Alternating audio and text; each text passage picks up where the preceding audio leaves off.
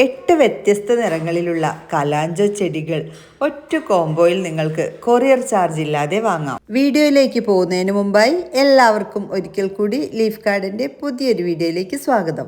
ഉഷ്ണമേഖലാ പ്രദേശങ്ങളായ ആഫ്രിക്കയും മഡഗാസ്കറുമാണ് കലാഞ്ചോ പ്ലാന്റിന്റെ ജന്മദേശം. ക്രാസുലേസി കുടുംബത്തിലെ ഉഷ്ണമേഖലാ സസ്യങ്ങളുടെ ഒരു ജനുസാണ് കലാഞ്ചോ പ്ലാന്റ്. ഈ പ്ലാന്റിന് മറ്റൊരു പ്രത്യേകത കൂടിയുണ്ട്. 1971 സോവിയറ്റ് യൂണിയൻ സ്ലൗട്ട് 1 ബഹിരാകാശ നിലയത്തിലേക്ക് അയച്ച ആദ്യ സസ്യങ്ങളിൽ ഒന്നാണ് കലാഞ്ചോ. ഇതിൽ നിന്ന് നമുക്ക് മനസ്സിലാക്കാൻ സാധിക്കുന്നത് നല്ല ചൂടുള്ള പ്രദേശങ്ങളിലാണ് കലാഞ്ചോ പ്ലാന്റ് നന്നായി പൂക്കളുണ്ടാകുന്നത്. മാത്രവുമല്ല, അല്പം വെള്ളം കുറഞ്ഞു പോയാലും കുഴപ്പമില്ല, വെള്ളം കൂടിപ്പോയാലാണ് കലാഞ്ചോ പ്ലാന്റ് ഡാമേജ് വരുന്നത്. ഹൈബ്രിഡ് കലാഞ്ചോയുടെ മറ്റൊരു പ്രത്യേകത എല്ലാ സമയങ്ങളിലും പൂക്കളുണ്ടാകും. സീസണായിട്ട് മാത്രമല്ല, ഓരോ ഫ്ലവറിങ് കഴിയുമ്പോഴും നമ്മളിത് കട്ട് ചെയ്ത് നിർത്തുകയാണെങ്കിൽ പുതിയ ഷൂട്ട് വന്നിട്ട് വീണ്ടും വീണ്ടും പൂക്കളുണ്ടാവുന്നു. അയച്ചു തരുന്ന പ്ലാന്റ് സൈസാണ് നമ്മൾ എടുത്ത് കാണിക്കുന്നത്. ഈ സൈസിലുള്ള പ്ലാന്റ്സുകളാണ് വിത്തൗട്ട് പോട്ടായിട്ട് നിങ്ങൾക്ക് അയച്ചു തരുന്നത്. എല്ലാം തന്നെ പൂക്കളും മൊട്ടൊക്കെ ആയി നിൽക്കുന്ന നല്ല ഹെൽത്തി പ്ലാന്റ്സുകളാണ്. 8 ഡിഫറെൻറ്റ് കളേഴ്സിലുള്ള പ്ലാന്റുകളുമാണ്.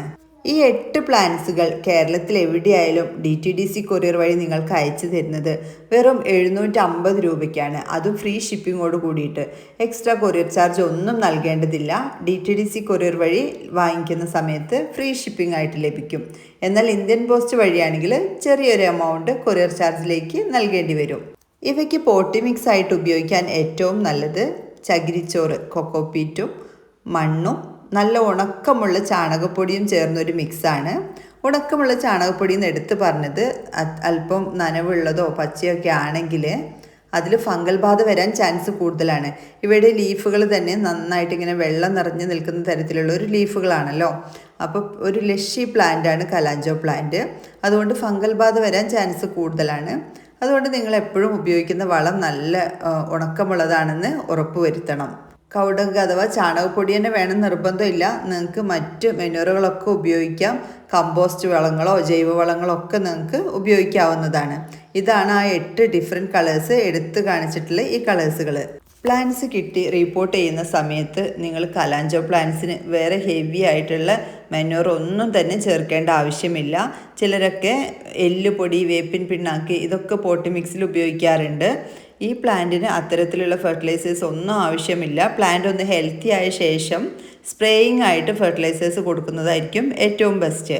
മാസത്തിൽ 1 തവണ കാൽഷ്യം നൈട്രേറ്റും അതുപോലെ തന്നെ NPK അല്ലെങ്കിൽ മൈക്രോ ന്യൂട്രിയൻറ്റ് ഇവയൊക്കെ ഇടവിട്ട് കൊടുക്കുകയാണെങ്കിൽ എല്ലാ സമയത്തും പൂക്കളായി നിൽക്കുന്ന ഒരു പ്ലാന്റ് തന്നെയാണ് ഈ കലാഞ്ചോ. നല്ല അടഞ്ഞ മഴക്കാലത്താവുമ്പോൾ നിങ്ങൾ മഴ കൊള്ളാതെ സൈഡിലേക്ക് മാറ്റി വെക്കാനായിട്ട് ശ്രദ്ധിക്കണം. അതുപോലെ ഡയറക്റ്റ് സൺലൈറ്റ് ആവശ്യമില്ല, നല്ല വെളിച്ചമുള്ള ഭാഗത്ത് വെച്ചാൽ മതിയാകും. ഈ കലാഞ്ചോ പ്ലാന്റിൻ്റെ കോംബോ വാങ്ങിക്കാൻ ആഗ്രഹിക്കുന്നവർ സ്ക്രീനിൽ കൊടുത്തിരിക്കുന്ന വാട്സപ്പ് നമ്പറിലേക്ക് കലാഞ്ചോ കോംബോ എന്നൊന്ന് മെസ്സേജ് അയച്ചോളൂ. നിങ്ങൾ ഈ ചാനൽ കാണുന്നത് സബ്സ്ക്രൈബ് ചെയ്യാതെ ആണെന്നുണ്ടെങ്കിൽ മറക്കാതെ തന്നെ സബ്സ്ക്രൈബ് ചെയ്തോളൂ. കൂടാതെ തൊട്ടടുത്ത് കാണുന്ന ബെല്ലൈക്കൺ കൂടെ ക്ലിക്ക് ചെയ്യുകയാണെങ്കിൽ ഇതുപോലുള്ള ഓഫർ വീഡിയോസൊക്കെ പെട്ടെന്ന് തന്നെ ലഭിക്കുന്നതാണ്.